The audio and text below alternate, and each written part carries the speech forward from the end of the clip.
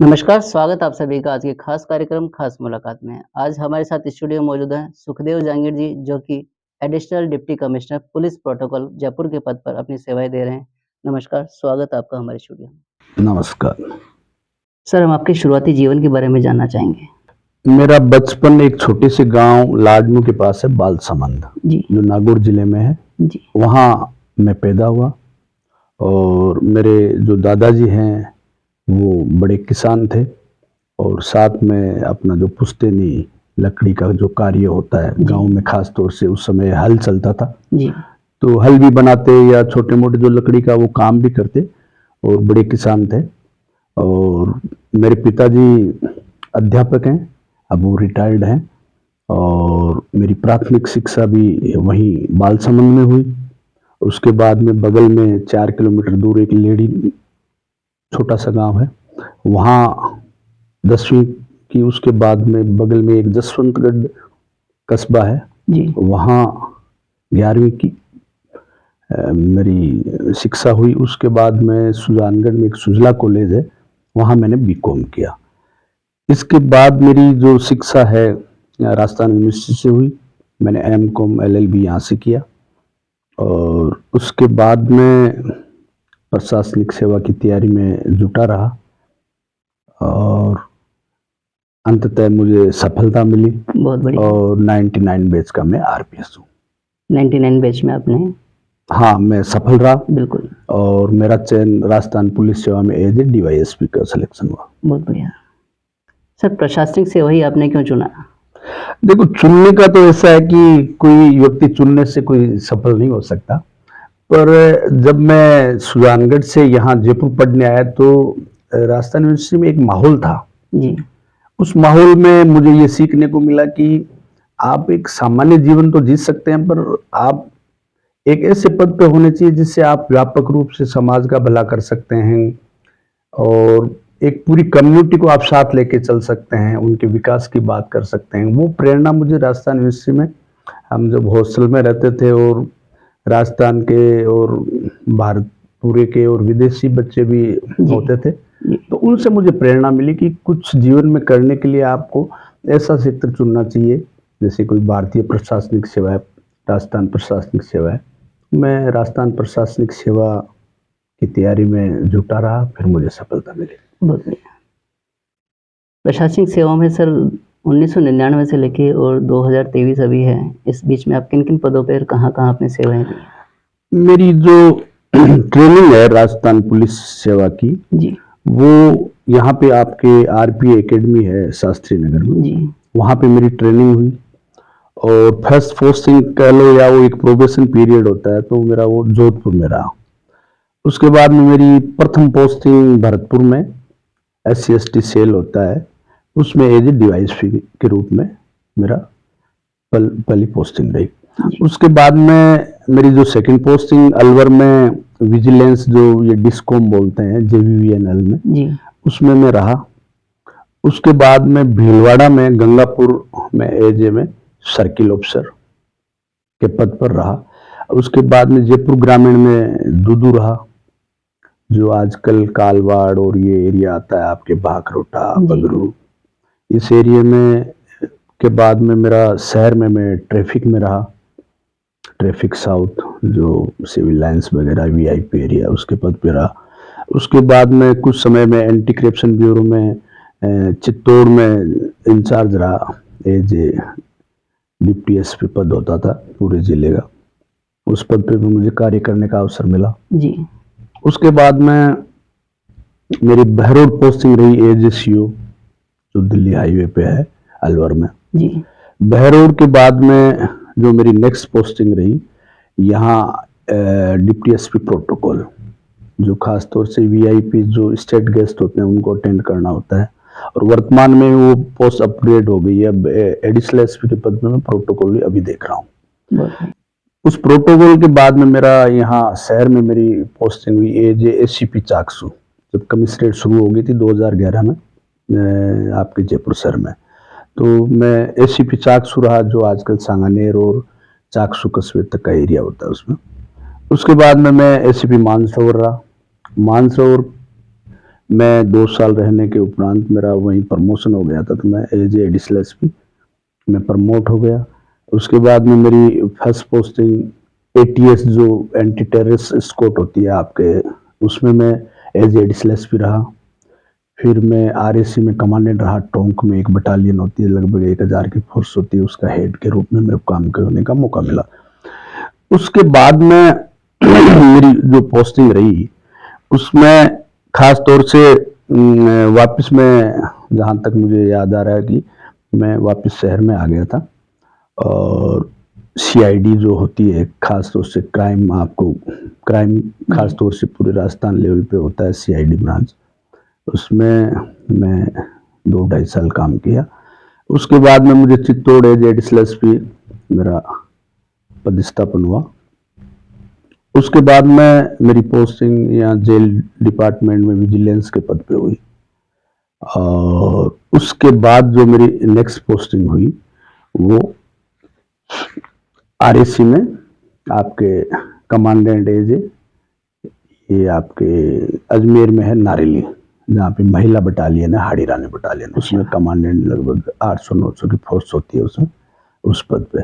उसके बाद में अभी वर्तमान में मैं additional SP protocol police commissionerate Jaipur के पद पर कार्यरत हूँ। बहुत बढ़िया सर। इतनी आप में जगह अपनी पोस्टिंग रही आपकी, और इतनी समाज सेवा भी आपने साथ में की है, तो इसके बारे में थोड़ा सा बताएंगे किस तरह की आपकी परिस्थितियों में किस तरह की समस्याएं आती थी और किस तरह से आपने इसका समाधान किया, और समाज के जो लोग आपसे मिलते होंगे उनके बारे में भी थोड़ा सा बताएंगे किस तरह से आपने समाज को हेल्प करने की कोशिश की।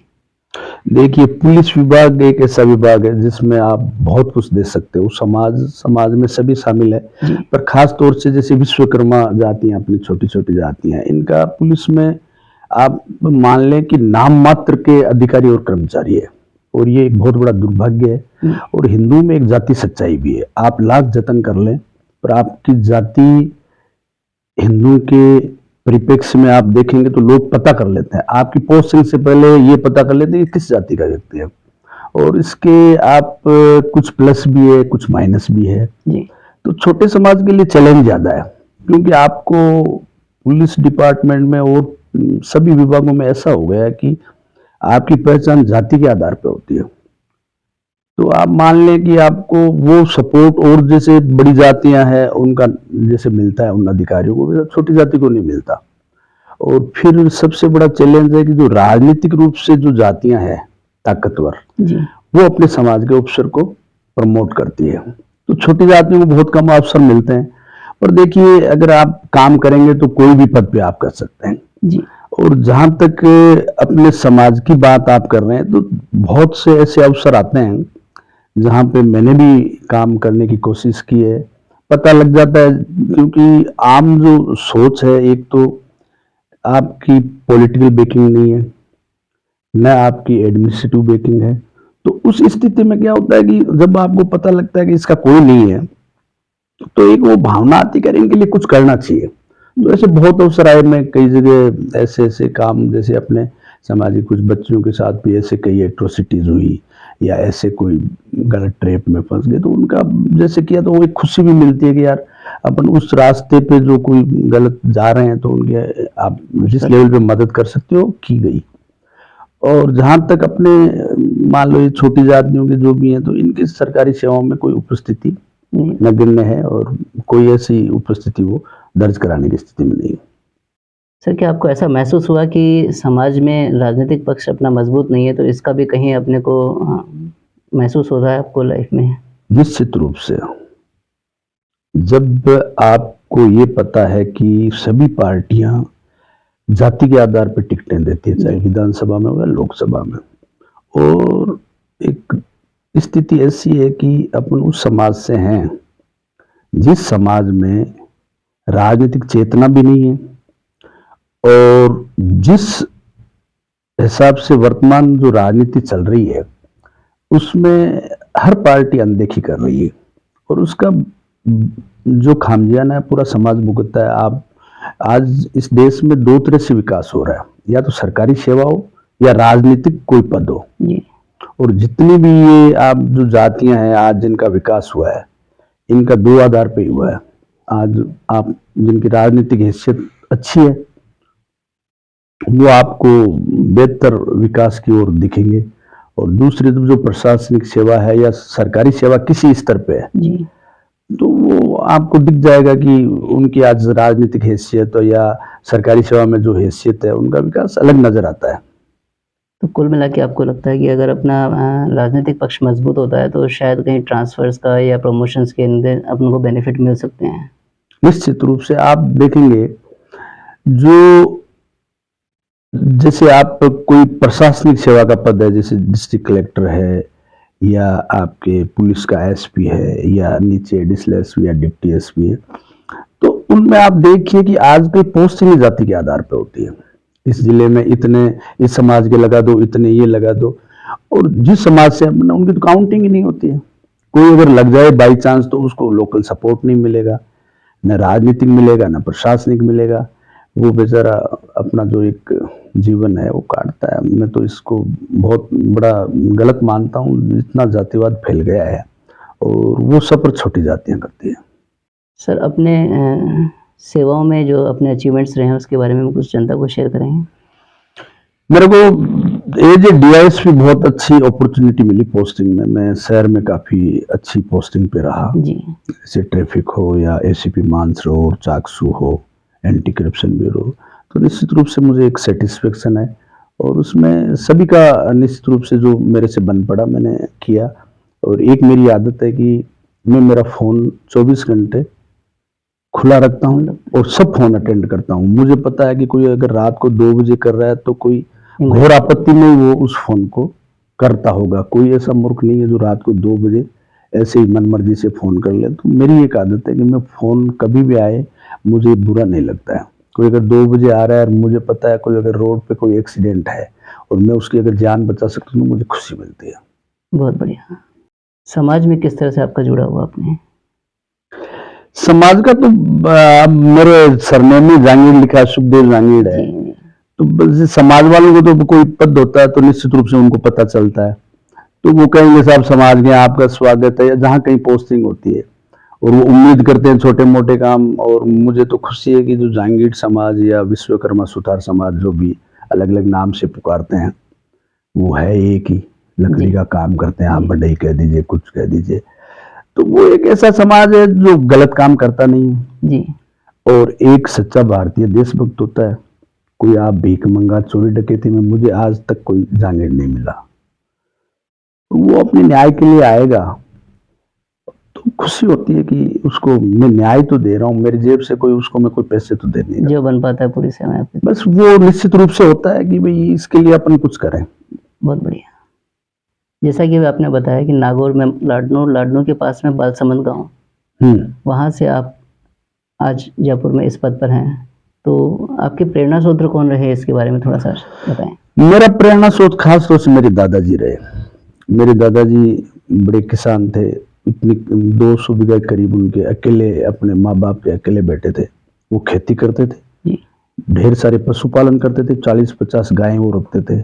नागौर के बेल बड़े प्रसिद्ध है, तो वो खेती भी करते, साथ में पशुपालन करते, उसके अलावा लकड़ी का भी कार्य करते। बहुत बढ़िया। एक इतना संघर्षशील आदमी मैंने उन बचपन में देखा उनको काम करने का कभी, और कोई उनमें ऐसा एब नहीं, कोई धूम्रपान है या मदपान है किसी लेवल पे, तो वो मेरे आदर्श रहे हैं।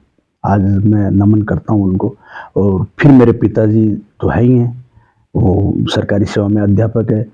वो भी बहुत बड़े मेरे लिए मोटिवेटर रहे कि बेटा पढ़ाई सब कुछ है, क्योंकि वो खुद उस लेवल पे थे उस समय भी, जो शिक्षा उन्होंने ली वो अध्यापक आ गए। फिर उन्होंने कहा बेटा पढ़ाई सब कुछ है। और निश्चित रूप से मैं कह रहा हूँ कि वर्तमान में इस देश में 2 ही विकास के आधार हैं, एक सरकारी सेवा या राजनीतिक पद। तो राजनीतिक पद अपने लिए संभव नहीं है, तो सरकारी सेवा में भी चैलेंज है, क्योंकि वर्तमान में जो ओबीसी जातियों का जो आरक्षण वगैरह जो चल रहा है उसमें स्थिति कमजोर है, पर फिर भी एक स्कोप ज्यादा होता है जी। तो फिर वो एक बहुत बड़ी प्रेरणा स्रोत रहे हैं कि भाई आप सरकारी सेवा में जाओ, जिससे। और निश्चित रूप से मैं मेरे दादाजी और मेरे पिताजी का मैं ऋणी हूँ कि आज इस स्तर पे उन्होंने अपने अच्छे से जो भी उनका रही है परवरिश रही है, तो वो यहाँ तक मुझे पढ़ने का मौका दिया। ये कुछ समय ऐसी स्थितियां भी नहीं थी। 10वीं 11वीं पढ़ लिया या कोई छोटी मोटी नौकरी कर लिया, वही अपना पुश्तैनी लकड़ी का काम। जी, बहुत बढ़िया। सर थोड़ा अपने परिवार के बारे में भी बताएं। परिवार में मैंने मेरे दादाजी और पिताजी के बारे में तो आपको बता दिया। मेरे दादाजी अकेले थे उस गांव में ही, एक जांगीर समाज का 1-2 घर होते हैं, उनमें दादाजी अकेले थे। परदादाजी भी एक थे जी, वो किसान थे, साथ में खेती का और पशुपालन भी करते थे जी, पर दादाजी के 6 पुत्र और 5 पुत्रियां थी, उनमें मेरे पिताजी भी एक हैं जी, और उसके बाद में हम 5 भाई बहन हैं। हम 3 भाई हैं, एक भाई सेक्रेटरी सर्विस में, छोटा है अपना पुश्तैनी व्यापार करता है यहाँ पे। बहनें एक लाड में ब्याही हुई, एक सुजान में ब्याही हुई और मेरे 2 बेटे हैं। बड़ा बेटा MBBS कर लिया, वो PG की तैयारी कर रहा है अभी। छोटा बेटा अभी LLM के लिए वो UK पढ़ने गया हुआ है। बहुत बढ़िया। शादी सर आपकी कहाँ? हाँ, मेरी शादी यहाँ जयपुर में ही, यहाँ पे सोडाला में सिविल लाइन में रहता हूँ। जी, सोडाला मेरा ससुराल है। मेरी वाइफ गृहिणी है, MA बहुत बढ़िया। संस्कृत में की हुई है। 3 बच्चे आपके हैं? मेरे 2 बच्चे हैं। 2 बच्चे? 2 एक बेटे। तो एक बेटा है वो MBBS कर लिया, PG की तैयारी कर रहा है अभी। जी, और छोटा बेटा है वो यहाँ से मणिपाल से LLB किया है। अब वो हायर स्टडीज के लिए अभी शेफील्ड है इंग्लैंड में, वहाँ पे स्टडी कर रहा है। बहुत बढ़िया। सर समाज बंधुओं के नाम आप क्या संदेश देना चाहेंगे? समाज के लिए मेरा संदेश एकदम से स्पष्ट है। वो खास तौर से ये है कि जिस जाति से अपन, छोटी जाति से, पर अभी जैसे मोदी जी ने एक जैसे विश्वकर्मा जाति है जी, जो हाथ से काम करती है, दस्तकारी जाति है, जैसे मैंने आपको पहले भी बताया, नाई, कुम्हार, दर्जी, बिल्कुल। तेली, और ये सत्य भी है। जो जातियां हैं, जो कर्म के आधार पे या आपके कार्य के आधार पे जो जातियां बनी है, उनको जोड़ना चाहिए मेरा मानना है। जैसे 17-18 जातियां हैं तो एक बहुत बड़ा क्लब बन सकता है और उनको साथ लेके अपना राजनीतिक हिस्सेदारी मांग सकते हैं। जी, और जो OBC आरक्षण का जो आपके खास तौर से उसकी कैटेगरी के, जैसे अभी रोहिणी आयोग है, उसके लिए लड़ाई लड़नी चाहिए और जातीय जनगणना के लिए भी लड़ाई लड़नी चाहिए।